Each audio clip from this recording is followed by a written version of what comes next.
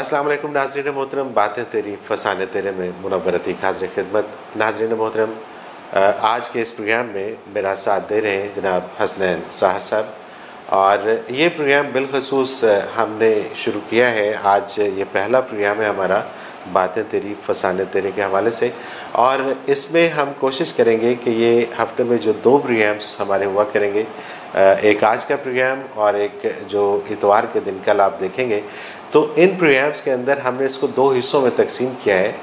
पहला हिस्सा जो हमारा सैटरडे को होगा, जो हफ्ते की रात को होगा, उसमें हम वो शोरा हज़रात या अदब की दुनिया में वो बड़े सितारे कि जो हमें छोड़कर चले गए हैं, उनकी अदब के लिए क्या खिदमत हैं, उनको हम याद करेंगे, उनका तज़किरा करेंगे, उनकी बातें करेंगे, उनका ज़िक्र करेंगे।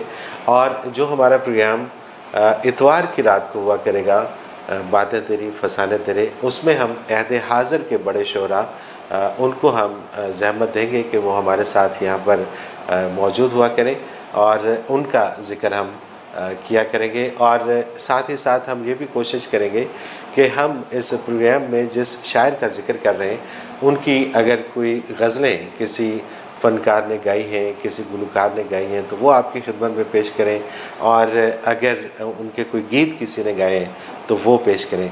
तो आज का हमारा ये जो पहला प्रोग्राम है, इस प्रोग्राम में हम जिस शख्सियत का ज़िक्र कर रहे हैं, बिलाशुबा वो किसी भी तारुफ़ के मोहताज नहीं है, लेकिन फिर भी रस्मन मैं अर्ज़ करता चलूँ कि नज़्म की दुनिया में उनका अपना एक बहुत बड़ा मुकाम है। नज़्म में ये कहा जाता है कि पाकिस्तान में जितने भी लोग नज़्म कहने वाले हैं, उनमें मुमताज़ हैसियत रखते हैं, और अगर हम दो चार बड़े लोगों का नाम लें तो उसमें सर फहरिस्त उनका नाम आता है। मेरी मुराद है जनाब अख्तर हुसैन जाफरी साहब। आज हम उनके हवाले से बात करेंगे, और इसमें बात करने के लिए हमारे साथ आज जो हमारी शो की जो ज़ीनत है, वो भी बहुत खूबसूरत लोग हैं। बल्कि मैं यूँ कहूँ तो ये गलत ना होगा कि आज बड़े लोग एक बहुत बड़े शख्स के हवाले से बात करेंगे, एक बहुत बड़े शख्स के हवाले से ज़िक्र करेंगे। तो सबसे पहले मैं तारुफ़ करवाता चलूँ, हमारे साथ मौजूद हैं मंज़र हुसैन जाफरी साहब।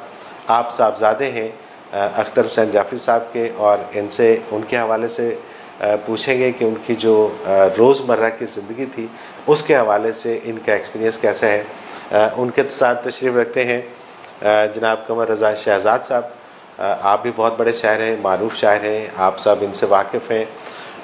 इजाज़ रिज़वी साहब हमारे साथ मौजूद हैं। इजाज़ रिज़वी साहब भी शोरा के अंदर अपना एक मुनफरिद मकाम रखते हैं, और शायरी में ज़ाहिर है कि इनकी भी रफ़ाकत बहुत देर तक रही जनाब अख्तर हुसैन जाफरी साहब से, तो इनके भी जो तजुर्बात हैं वो भी आप तक पहुँचाएँगे।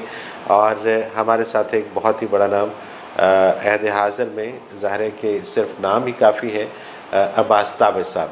अब्बास ताबिश साहब भी जब उनका ज़िक्र करेंगे तो ज़ाहिर बात है कि हमारे लिए वो पहलू उनके सामने लेकर आएंगे कि जिनसे अभी तक हम ना वाकिफ़ हैं। तो आइए प्रोग्राम का आगाज़ करते हैं, लेकिन प्रोग्राम के आगाज़ में ही इजाज़ साकिब साहब की एक रिपोर्ट है, वो हम देखते हैं। चूँकि आज अख्तर हुसैन जाफरी साहब की बरसी है, तो उसके हवाले से एक रिपोर्ट तैयार की गई है।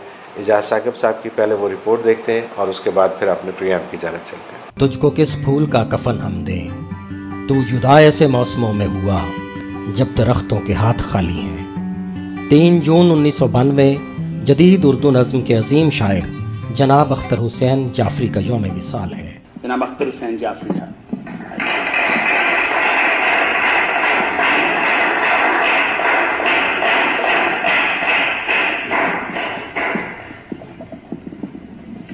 जाफरी साहब, जो मकाम हासिल है वो मेरी लाइन में है, क्योंकि मैं कौन जो अंजुमे शहर से असबात सबूत ज़ात चाहूँ, दरिया से हिसाब आप मांगूँ, सहरा से तय्युनात चाहूँ। बहुत अच्छा। मैं कौन जो अंजुमे शहर से असबात सबूत ज़ात चाहूँ, दरिया से हिसाब आप मांगूँ, सहरा से तय्युनात चाहूँ। महताब से चांदनी का मैयार, मिजराब से जख्मे नगमे तार, मैं कौन शुमार करने वाला, मैं अपनी सदा से डरने वाला, बारिश से सिफाल भरने वाला, मैं कौन सवाल करने वाला। बहुत ही अच्छा, माशाअल्लाह माशाअल्लाह। आप 15 अगस्त 1932 को ज़िला सरसौली अमृतसर में पैदा हुए, जहां उनके वालिद सैयद मोहम्मद अली जाफरी महकमा माल के ऑफिसर की हैसियत से बसिलसिला मुलाजमत तैनात थे, जो एक सरकारी अफसर होने के साथ साथ एक साहिब मुतालिया, सखी, दर्दमंद और दरवेश सिफत इंसान थे। जनाब अख्तर हुसैन जाफरी ने सरसौली में इब्तदाई तालीम हासिल की और उन्हें गैर मामूली जहानत और फतानत के सबब स्कॉलरशिप मिला। इसके बाद वो अपने दादा शाह मोहम्मद के पास आ गए, जो अपने इलाके की बासर शख्सियत थे और एक वसी व अरीज़ अराजी के मुख्तार आम थे। नाज़रीन मोहतरम, ये रिपोर्ट आपने देखी, इसमें हमने कोशिश की कि आपको एक मुख्तसर सा तारुफ देते चलें जनाब अख्तर हुसैन जाफरी साहब का। और अब हम बढ़ते हैं अपने मेहमानों की तरफ, और सबसे पहले तो मैं अपने को होस्ट की जानिब जाऊंगा और हसनैन साहब से मैं ये जानने की कोशिश करूंगा कि आपका तारुफ जाफरी साहब से पहली दफ़ा कब हुआ? क्या किताब के ज़रिए हुआ, आपकी मुलाकात हुई? और ज़ाहिर है कि उनकी शख्सियत के इतने पहलू हैं कि अगर हम एक एक पहलू के ऊपर गुफ्तगू करना शुरू करें तो हमें शायद घंटों लगें। तो आप उनकी सबसे ज़्यादा, उनकी शख्सियत की किस पहलू से ज़्यादा मुतासर हुए, और कौन कौन सी चीज़ें आपको अभी तक उनकी याद हैं? कौन सी उनकी गज़लें, कौन सी उनकी नज़में जिनसे आप बहुत ज़्यादा इंस्पायर हुए पहली दफ़ा? बहुत शुक्रिया मुनव्वर भाई।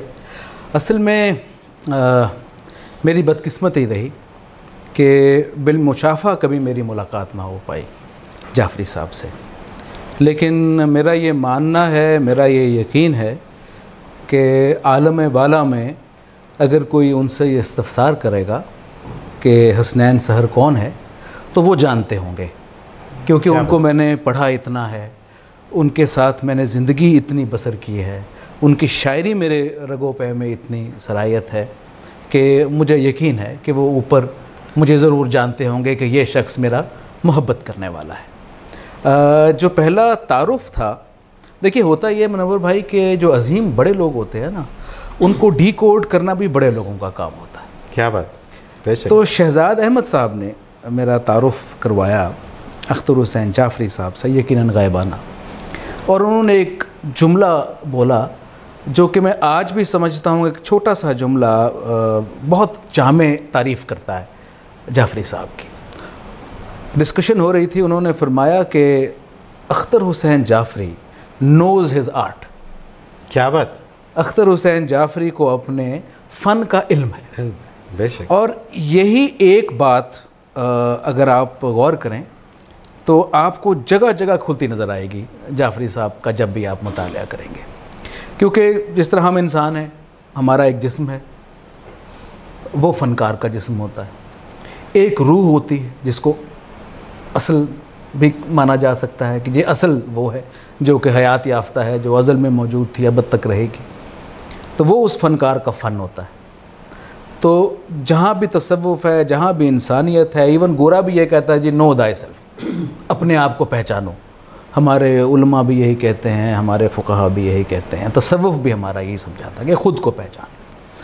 तो फ़नकार के लिए एक, जिस तरह इंसान के लिए सुपरमैन बनने के लिए ख़ुद को पहचानना ज़रूरी है, इस तरह एक फ़नकार को सुपर फ़नकार बनने के लिए अपने फ़न को पहचानना ज़रूरी है। बेशक, बिल्कुल सही। और जो रियाज़त अपने ये रूहानी मदारज तय करने में ख़ुद को पहचानने के लिए दरकार होती है, वही रियाज़त एक फ़नकार को अपना फ़न पहचानने के लिए दरकार होती है। और जब वो अपना फ़न पहचान लेता है तो फिर वो अख्तर हुसैन जाफरी बन जाता है। क्या बात, क्या बात। तो ये बात अख्तर हुसैन जाफरी साहब की मेरे नज़दीक इतनी जामे है कि ही नोज़ हिज आर्ट।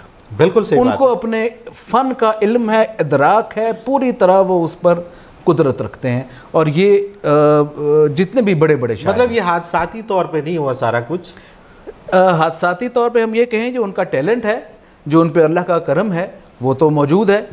लेकिन उनकी रियाजत से जो उन्होंने अपने फ़न की आबियारी की। पहला तारुफ होना चाहिए वो, मैं अहमद नदीम कासमी साहब का एक प्रोग्राम देख रहा था जो नईम बुखारी ने उनका प्रोग्राम किया। मैं नहीं जानता था उस वक्त तक कि जाफरी साहब कौन है। तो जब उनको बुलाया गया तो एकदम से उन्होंने मेरी तवज्जो अपनी तरफ खींच ली। तो फिर मुझे लगा यार ये भी कोई शख्सियत है। और उस प्रोग्राम के अंदर उन्होंने ये बताया कि अदब वो है कि जो लिखने वाले को भी सिखाए और पढ़ने वाले को भी सिखाए।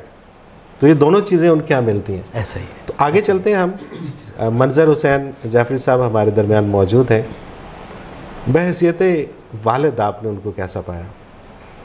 बहैसियत वालिद तो बेहद शफीक थे। वो सिर्फ वालिद की हैसियत से पढ़ाई के मामले में सख्त गिर थे। अब्बास ताबी साहब जानते हैं, तो मुझे इनके पास गवर्नमेंट कॉलेज भी लेके गए वो, मेरे दाखिले की जब बात थी वहाँ पे। तो इस मामले में वो सख्त गिर थे। बाकी अदरवाइज़ तो बहुत शफीक थे, बहुत मोहब्बत करने वाले, बहुत ख्याल करने वाले। मैंने जिनको देखा है, जो उम्र किस हिस्से में पहुँच के जब मैंने खुद आई क्रॉस 50 से उम्र में, तो बहैसियत एक बेटे के वो एक बहुत आइडियल बेटे थे अपने मेरे दादा के। बहैसियत एक बाप के बहुत आइडियल वालिद थे। बहैसियत एक खावन के बहुत अच्छे खावन थे। ये भी बड़ा रेयर होता है शायरों अदीबों में। भाई होने के हवाले से आप उनके भाइयों से उनके बारे में पूछें तो एक इंतहाई मिसाली भाई थे। तो ये, और फिर जब वो अपने महकमे में थे तो वहाँ एक बहुत कामयाब कंप्यूटर अफसर थे। ये ताबी साहब भी जानते हैं, रिजवी साहब जानते हैं, कमर रज़ा शहजाद साहब जानते हैं, जिनकी बिलमुशाफा मुलाकातें उनसे रही। तो उन्होंने बहुत अच्छी ज़िंदगी बसर की इस हवाले से।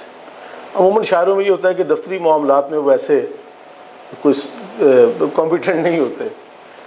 तो मुझे राना अताउल्लाह बहुत हमारे अच्छे कलेक्टर थे, ताबी साहब वाकिफ़ हैं उनसे। निसार साहब से भी ताबी साहब का तारुफ है, बहुत लिटरेचर लवर है। तो उन्हें तो खैर जाफरी साहब की पूरी शायरी ज़ुबानी याद है, मेरी भी उनसे मुलाकातें 2 दफ़ा हुई। तो उन्होंने कहा कि जाफरी साहब की एक दफ़ा एक एप्लीकेशन आई जो लीव के लिए थी। तो वो सभी कहते उस तरह ड्राफ्ट की हुई थी कि वो सारा दिन दफ्तर में जो है मुख्तलिफ मेज़ों पर टेबल्स पर ट्रेवल करती रही। अंग्रेज़ी में उन्होंने इस तरह से ड्राफ्ट किया, तो हम देख के पढ़ते रहे कि ये किस तरह है। क्या बात। तो जो ये बात की हसनैन भाई ने कि शहजाद साहब ने कहा कि अख्तर हुसैन जाफरी साहब ने अपना फ़न सीखा हुआ था। तो मैं भी जब उन्हें ये किताब, उनकी दूसरी किताब जो थी जहाँ दरिया उतरता है, तो उसको मैं देने के लिए किताब गया। उनके मेरे साथ नजीब अहमद साहब थे, तो उनके घर गया तो उन्हें किताब ली। तो उनकी बड़ी मोहब्बत थी, बड़ा ताल्लुक़ था, बड़ा पुराना। तो कहने लगे यार जाफरी साहब हैज़ लर्न्ड हिज़ आर्ट। उनको अपने फ़न पे पूरा अबूर हासिल था और वो जानते थे कि वो क्या लिख रहे हैं, क्या बात और क्यों लिख रहे हैं। क्या बात। तो बहैसियत वालिद तो मैंने अर्ज़ कर दिया। अब बतौर शायर ताबी साहब बताएंगे, ये बताएंगे। अच्छा, मैं अब्बास ताबी साहब आपसे ये जानना चाहूँगा कि मैंने अपनी लाइफ में बहुत कम शुरा को उनको पजीराई मिलते देखा, जिसमें आप ज़ाहिर है आपका एक बहुत बड़ा नाम है, और मैं ये समझता हूँ कि बहुत कम लोगों से इस कौम ने इंसाफ किया है, और जिनसे इंसाफ किया उनमें एक आपका भी नाम आता है कि जिनको उनकी ज़िंदगी में इज़्ज़त मिली। जाफरी साहब के बारे में क्या उनको उनकी लाइफ में जितना जाना जाना चाहिए था, क्या उतना जाना गया, या उनके जाने के बाद ही हस्ब रिवायत हमारे साथ वही हुआ कि ये जाने वाला अजीम शायर था, शेर पढ़ पढ़ के दुनिया रोती है, मस्करापन हम अदीबों का कदर मरने के बाद होती है। तो उनके साथ भी कहीं ऐसा तो नहीं हुआ? मुनव्वर साहब, ऐसा नहीं है। बात ये होती है कि जो आर्ट होता है ना, आर्ट जिसकी तरफ हसनैन ने इशारा किया, और जो आर्टिस्ट है, आर्टिस्ट जो होता है वो एक मकाम पे होता है, सही, और उसकी पजीराई का जो पैमाना है, मैं ये समझता हूँ कि अगर उसका हल्का उसे तस्लीम करें। बल्कि एक छोटी सी बात मुझे याद आ गई, एहसान दानिश साहब ने एक बात सुनाई थी मुझे, कहने वाक़या सुनाया कि एक नाई था, वो घर का कमरा बंद करके वो रक़्स कर रहा था। तो कहीं वो आवाज़ बाहर गई, माँ ने देखा कहीं उसे किसी खिड़की की दर से, उसने देखा कि नाई जो है वो रक़्स कर रहा है। तो उसने पूछा कि बेटा ये हमारा काम नहीं है, तू क्यों कर रहा है? तो उसने कहा माँ, जो बादशाह है ना, उसने मुझे सबसे बड़ा नाई होने का अवार्ड दिया है। यानी उस ज़माने का प्राइड ऑफ परफॉर्मेंस समझ लीजिए। सही, बिल्कुल सही। तो मैं उस खुशी को सेलिब्रेट कर रहा हूँ। तो माँ कहने लगी बेटा ये कोई बात हुई? जब तेरे नाई तुझको बड़ा नाई माने तो तब रक्स करना, मैं भी खुश होंगी। अरे क्या बात है, वाह वाह वाह वाह। असल मकाम ये होता है वाह वाह कि उस अहद के जितने बड़े लोग थे, अब सबसे बड़ी अदबी शख्सियत अहमद नदीम कासमी, सैयद मोहम्मद काजिम, रशीद मलिक, खालिद अहमद, नजीब अहमद, क्या बात। एक कहकशां थी जो फ़नून के दफ्तर में सारे लोग बैठते थे। वो सब इतना एतराफ़ करते थे जाफरी साहब का कि अहमद नदीम कासमी जैसे शायर और शख्स ने अपने फ़नून में जब वो इश्तिहार छापते थे तो वो कहते थे कि जदीद नज़्म के सबसे बड़े शायर। क्या बात। ये एतराफ़ होता है कि जब आपके इर्द गिर्द के बड़े आपको बड़ा माने। तो मैं समझता हूँ कि जाफरी साहब की पजीराई बहुत हुई, बल्कि पजीराई की एक सूरत ये होती है कि आपके हम असर जो होते हैं वो आपके सेहर में आ जाते हैं, उस आर्ट के सेहर में आ जाते हैं। तो हमने देखा कि बहुत लोग उस ज़माने के, उनकी नज़्म का जो एक सेहर था, एक जादू था, वो उससे बच के नहीं निकल सके। इस पे अगर हम तफसील बात करें तो खैर वो बहुत दूर चली जाएगी बात, लेकिन मैं देखता था कि उन नज़्मों में लोग जो हैं वो खो जाते थे। वो एक ऐसा लहजा था, ऐसी एक डिक्शन थी जो अपनी गिरफ्त में ले लेती थी।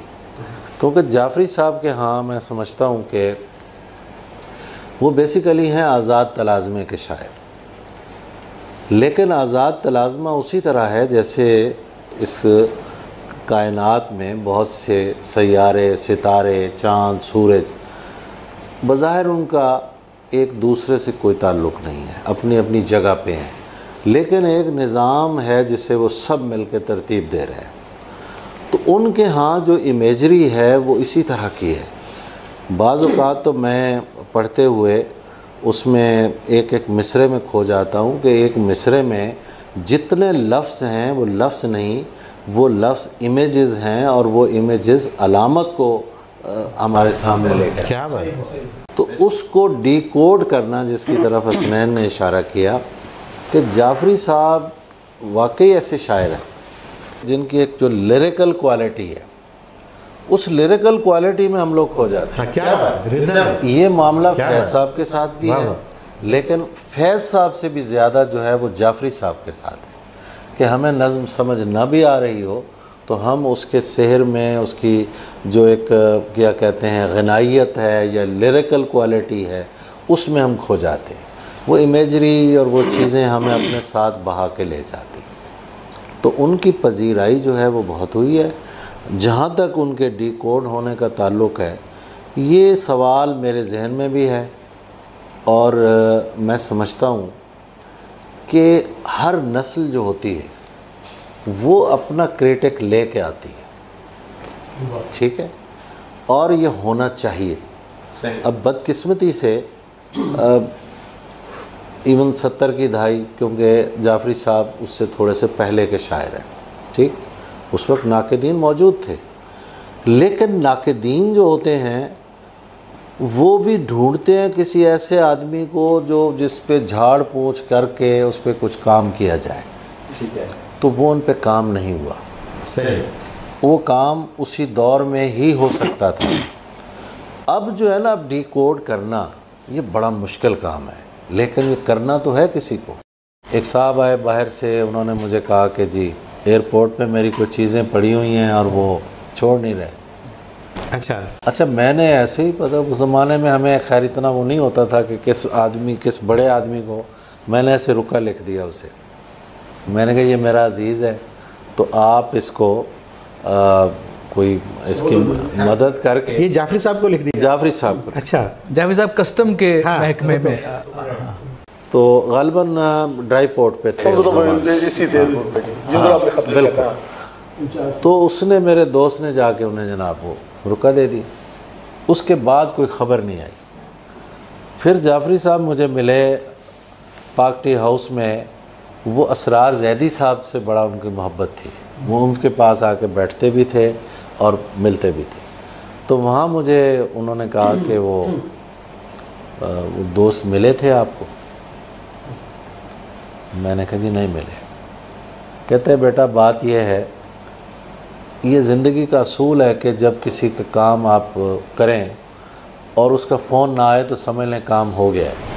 क्या बात है। और अगर नहीं होता तो वो 4 बातें बना के जी उन्होंने तो ये सलूक किया, वो किया। क्या बात है। तो बहरहाल तो जाफरी साहब जो हैं वो बहुत शफीक इंसान और ऐसी शख्सियत के जिनका एक करिश्मा था। उनके पास बैठ के वो गुफ्तगू करते थे और ना भी कर रहे हों तो मैं समझता हूँ कि उनकी खामोशी में भी एक डेप्थ थी, एक भेद था, एक जहान था जो हम महसूस करते थे। बाकी मामलात जो हैं वो ये हैं कि रशीद अहमद सिद्दीकी का एक जुमला मुझे याद आया। वो कहते हैं कि जो इंसान अच्छा नहीं होता वो अच्छा शायर नहीं हो सकता। लेकिन हमने कई लोग देखे जो इंसान अच्छे नहीं थे लेकिन कुछ शेर अच्छे हैं उनके पास। कुछ शेर अच्छे हैं, मतलब अच्छे शेर होते हैं, वो एस्टेब्लिश भी हो जाते हैं, लेकिन वक्त गुज़रने के साथ साथ पता चलता है कि जो असल अच्छा इंसान होता है ना वही बड़ा शायर होता है और वो हर ज़माने का बड़ा शायर होता है।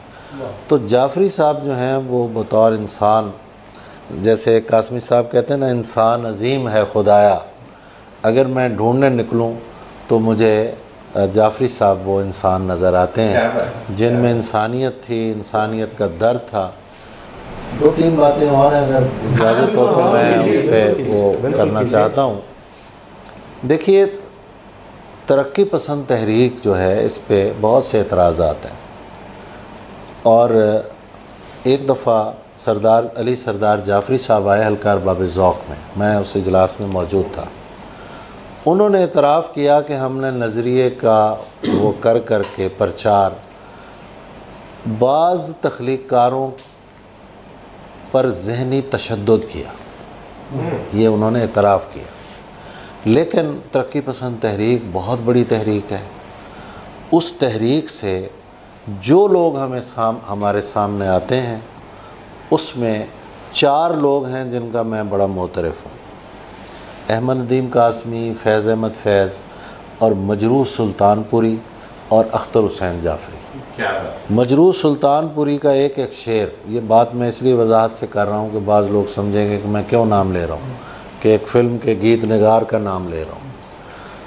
उसका एक शेर जो है अगर उस पर आप गौर करें तो आपको पूरी तरक्की पसंद तहरीक पीछे खड़ी नज़र आएगी और उसके यहाँ भी वो लिरिकल क्वालिटी है जो फैज़ साहब के यहाँ है, जो अख्तर हुसैन जाफरी के यहाँ है। तो उस तहरीक ने हमें ये लोग दिए। अब ये सारा नज़रिया जो है इन बड़े शायरों से होता हुआ अब डाइल्यूट कर गया है, यानी हमारे गज़ल के नज़्म के DNA में शामिल हो गया है। तो अब हम ना भी करें तो हम उस तहरीक से बच के जा नहीं सकते। बिल्कुल सही, भुलाया नहीं जा सकता उनको किसी भी सूरत। एजाज़ रिजवी साहब, आपका तो एक अरसा उनके साथ गुज़रा, बड़ी रफ़ाकत रही आपकी। किस तरह से आप उनके हवाले से, ज़ाहिर है कि वो एक घर के अंदर, जैसे मंजर भाई ने बताया कि बाप बहुत शफीक थे, वो खामद बहुत ज़बरदस्त थे, वो हर पहलू उनका, आपके साथ जो दोस्ती का उनका पहलू था वो कैसा था? अख्तर हुसैन जाफरी साहब से बड़े छोटे की सबकी दोस्ती थी। ये लफ्ज़ आपने बड़ा अच्छा इस्तेमाल किया कि वो दोस्ती के दायरे से बाहर नहीं आते थे और अपने मिलने वालों को ये नहीं था कि ये छोटा है या ये बड़ा है, उम्र का फ़र्क है या सीनियर है या जूनियर है, वो इस चीज़ को नहीं देखते थे। उनमें एक इंसानी लेवल पे एक चीज़ थी कि सबको एहतराम देना है। बाकी बाद में किससे उनका मुकालमा होना है, कौन उनके नज़दीक होगा, ये थोड़ा सा वक्त गुज़रने के बाद होता था। शायद हमारी खुशकिस्मती है ताबिश साहब की, हमारी, कि हम लोग फ़नून में बैठते थे और ज़ाहिर है वो वहाँ आते थे बड़ी पाबंदी के साथ और वहाँ के लोगों में खालिद अहमद साहब से सिर्फ़ उनका छेड़छाड़ बहुत ज़्यादा थी। हम लोग, ज़ाहिर है हमारा एहतराम का रिश्ता था, लेकिन वो दोस्तों को ऐसे मौक़ों पे याद रखते थे कि बड़ी हैरत होती थी। एक दफ़ा एक साहब मुझे इस्लामपुरे आए मेरे पास और बड़े घबराए हुए थे तो कहने लगे कि जी आपको मैंने एयरपोर्ट लेके जाना है। मैंने कहा खैरियत है? तो कि जी वहाँ के एक अफसर हैं, वो मुझे उनसे कस्टम का एक काम है। तो मैंने कहा मेरा क्या ताल्लुक़ तुमने वहाँ से निकाला है? कहने लगे जी कोई नहीं, मैं उनको सिर्फ मैंने ये कहा कि जी मेरा ये काम कर दें, मैं इस्लामपुरे से आता हूँ, बहुत दूर है इस्लामपुरा। तो उन्होंने कहा इस्लामपुरे से आते हो तो एजाज़ रिजवी को जानते हो? तो उसने कहा कि जी नहीं। तो कहने लगा जाओ पहले उन्हें जानो और लेके आओ, फिर काम करेंगे। वो बेचारा ज़ाहिर है किसी राब्ते से वो इस्लामपुरा मेरे घर गया और उसने कहा कि जी चलें आप। कमरे में दाखिल हुए, इंतहाई मोहब्बत से जाफरी साहब अपनी सीट से उठ के गले लगाया, मिले और उस बंदे को कहते हैं हुण असी चाह पीनी है, ए कागज़ फड़ते जाओ। उन्हें क्या सर साइन? वो कहते साइन में उदों ही कर दिते सी, ये इनू बुलाना सी सिर्फ। ये एक उनका एक अंदाज़ था। तो ज़ाहिर है उनके साथ जो वक्त गुजरा वो बहुत ही शानदार। और कासमी साहब जैसी शख्सियत वहाँ पे मौजूद थी, खालिद अहमद थे, ताबिश साहब बैठते थे। वो मेरा ख़्याल है कि ज़िंदगी के एक कामयाब तरीन और यादगार तरीन दिन थे जो इन हस्तियों के साथ हमने गुजारे। और ज़ाहिर है अख्तर हुसैन जाफरी बैठे हुए अपने आप को कभी भी शायर या अफसर नहीं समझते थे, ना वो ये उनकी ख्वाहिश थी कि कोई मुझे अफसर समझे या मुझे शायर समझे। इस तरह ही बैठे हुए आपसे कहेंगे कि जी कुछ लिखा है आपने तो सुनाइए। कासमी साहब ने उनसे कहा, लेकिन कासमी साहब के कहने पे जो वो नज़्म सुनाते थे आज तक हमने ये नहीं देखा कि पुरानी कोई चीज़ दोहराई हो। अगर कोई नई चीज़ होती थी तो वो सुनाते थे, वरना वो कहते थे सर माजरत है। ये एक ख़ास लफ्ज़ था, सर माजरत। तो जब नई चीज़ लिख के आते थे तो उनकी पूरी कोशिश ये होती थी कि मैं फ़नून में ही जो बैठे लोग हैं उनको सुनाऊं। और उनकी बहुत सारी नज़में ऐसी हैं कि जो लोगों ने इब्तिदा में सिर्फ फ़नून में ही सुनी। और यकीनन खालिद अहमद साहब से उनकी छेड़छाड़ भी रहती थी और मोहब्बत भी उनकी बहुत ज़्यादा थी। लेकिन किताब, शायरी और ज़िंदगी, ख़ास तौर पे ज़िंदगी करने का हुनर जो है ना वो जाफरी साहब को देख के सीखा जा सकता है और लोग आइंदा भी सीखेंगे। अच्छा, कमर रज़ा शहजाद साहब मौजूद हैं। ये भी खानवादा वही है, फ़नून का दबिस्तान वही है। अब बदकिस्मती से बहुत जल्दी हमें छोड़ गए जाफरी साहब। तो आप तो बिल्कुल यकीनन उस वक़्त नौजवान थे। अच्छा, मैं आपसे बतौर ख़ास ये समझना चाह रहा हूँ कि बुज़ुर्ग जो हैं, जो सीनियर शोरा होते हैं, वो गैर महसूस तौर पे कभी एक्सप्रेस करके बहुत कुछ सिखा देते हैं। तो जाफरी साहब का क्या अंदाज़ था नौजवानों के साथ? वो किस तरह, बिकॉज़ उन्होंने समझ तो लिया होगा कि आप में टैलेंट है, स्पार्क देख लिया उन्होंने, तो वो फिर किस तरह नौजवानों के साथ? बड़ा शुक्रिया हसनैन। जाफरी साहब के हवाले से बहुत सी बातें की हैं, हुई हैं और बहुत अहम बातें हुई। हकीकत भी यही है कि मैं भी साफ ज़ाहिर है कि फ़नून के दफ्तर में जाता था और मैं क्योंकि एक छोटे से कस्बे से आता था और एक रोब भी था उन शख्सियात का। शुरू में मैं डरता भी था, मैं खामोशी से बैठ जाता था। कासमी साहब के मिजाज में था कि वो मतलब है कि ये नहीं था कि वो दोस्तों से खुलते नहीं थे, लेकिन वो ख़ुद पहल नहीं करते थे अमूमी तौर पे ना। लेकिन जब गुफ्तगू होती थी तो वो बहुत ज़्यादा, तो मैं बहुत ज़्यादा प्रेशर में हमेशा रहा कि बड़े लोग हैं ये। अच्छा, जाफरी साहब भी वहीं थे, खालिद साहब भी, नजीब। अच्छा, खालिद साहब का जो एक स्टाइल था वो बहुत जल्दी लोगों को ना जो है यानी मिक्सअप कर देते थे और एक दायरे में ले आते थे। तो जाफरी साहब से मैं मरूब था। मैं क्यों मरूब था, उसकी बुनियादी वजह ये थी कि एक तो मेरा अपना जो एक कंसर्न था, क्योंकि मैं गज़ल के हवाले से मेरी जो एक ग्रूमिंग हुई थी ना, बुनियादी तौर पर वो एक पॉलिटिकल ग्रूमिंग ज़्यादा थी और वो लेफ़्ट की ग्रूमिंग थी। उसमें जो तरक़ीब शोरा थे मुझे मुतासर करते थे। अच्छा, जाफरी साहब का क्योंकि बुनियादी हवाला उनकी तरक्की पसंदी थी तो वो मुझे बहुत हांट करती थी और मैं उनके ज़्यादा अपने आप को कुर्बत महसूस करता। अच्छा, जाफरी साहब की शख्सियत के जैसे मैंने बात की कि सीखने का, तो सीखने का अमल तो जो है उनको फॉलो करके उनकी नज़में। अच्छा, अब उनकी नज़मों के हवाले से जिस वक्त ज़ियाउल हक ने उनकी नज़म कोट की तो फिर एक और जो है ख़ास कैफियत में है कि जी नज़में तो ऐसी होनी चाहिए, ऐसी है जो डायरेक्ट जो है कहीं रियासत के साथ टकराए और पता लगे कि ये एक लाइन है, एक नज़म है जो। तो जाफरी साहब ने बज़ाहिर हम यानी उस वक्त जो है तरक़ीब शोरा जो थे साहब ज़ाहिर स्टेटमेंट पोइट ज़्यादा थे, एक बयानिया जो स्टेट, लेकिन जाफरी साहब कतई मुख्तलिफ थे, स्टेटमेंटल पोइट नहीं थे। अच्छा, मैं भी कभी स्टेटमेंटल पोइट को नहीं पसंद करता। मुझे ये महसूस होता है कि अगर आपने शायरी ऐसी बयानी अंदाज में करनी है जो बहुत आसान है और पहुंच रही है, तो फिर शायरी में शायद वो मानवियत नहीं हो सकती जो एक माने होने चाहिए पोइट्री के। तो जाफरी साहब मुझे इस हवाले से, जैसे अभी ताबिश साहब ने कहा कि यकीनन बहुत सारी नज़में डिकोड नहीं हो सकी या होनी है, लेकिन मैं ये समझता हूँ कि उनकी नज़मों की जो लाइनें हैं बाज़ औक़ात तो उनके अंदर इतनी फोर्स होती है कि वो अपना मतलब बयान कर रही होती हैं और आप जो कुछ उससे हासिल करना चाहते हैं वो हासिल होता है। उनकी जैसे अभी बात की, ये हकीकत है कि उनकी कॉपी करने की बहुत हमारे बाप ने, हम हमारी जो एज के ग्रुप के लोग थे जो ख़ासतौर पर नज़म के शायर थे, उनके लिए एक बड़े रोल मॉडल थे जाफरी साहब। चाहते थे कि ऐसी नज़म हो और नज़में कहीं गई वैसी, और उन्होंने बहुत अच्छी नज़में कहीं उनके फॉलो, मतलब मैं नाम ले देता हूँ, मतलब जावेद अनवर हमारा दोस्त जो है बहुत अच्छा नज़म का शायर था, लेकिन वो असर उसने जाफरी साहब से ही लिया, जाफरी साहब की नज़म के साथ ही वो जुड़ा।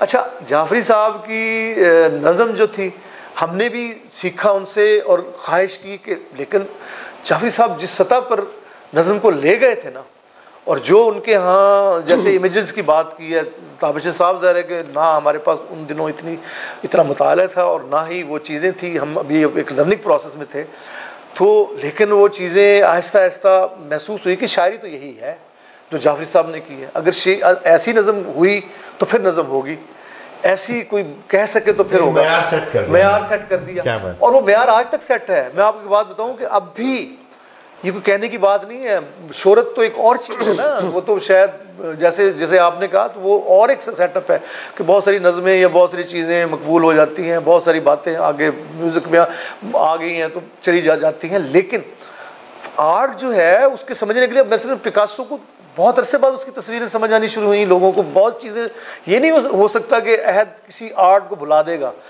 जाफरी साहब भुलाए नहीं जा सकते, मतलब है कि चाहे उन्हें उस अहद में दरियाफ्त किया या ना किया गया हो, लेकिन उनकी नज़म खड़ी है वहाँ, उसकी नज़म से आप बाहर, मतलब नज़म को जब आप नज़म की बात करेंगे जाफरी साहब से किनारा कर ही नहीं सकते।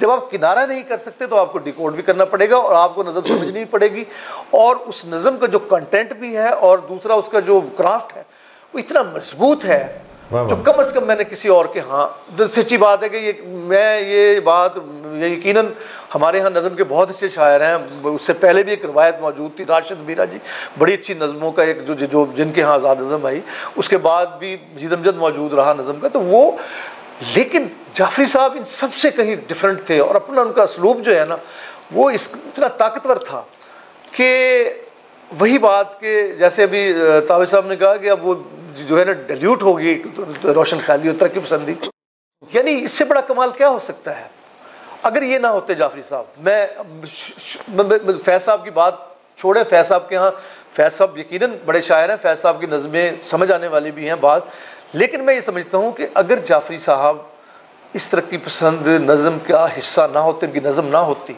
ये मेरा यकीन है कि शायरी जो है जैसे तरक्की पसंद तहरीक, उसके हवाले से एक छाप लग चुकी थी कि ये एक स्टेटमेंट और बयानिया पोइट्री है, वो कहीं ना कहीं उसको बर्बाद कर दिया जाता।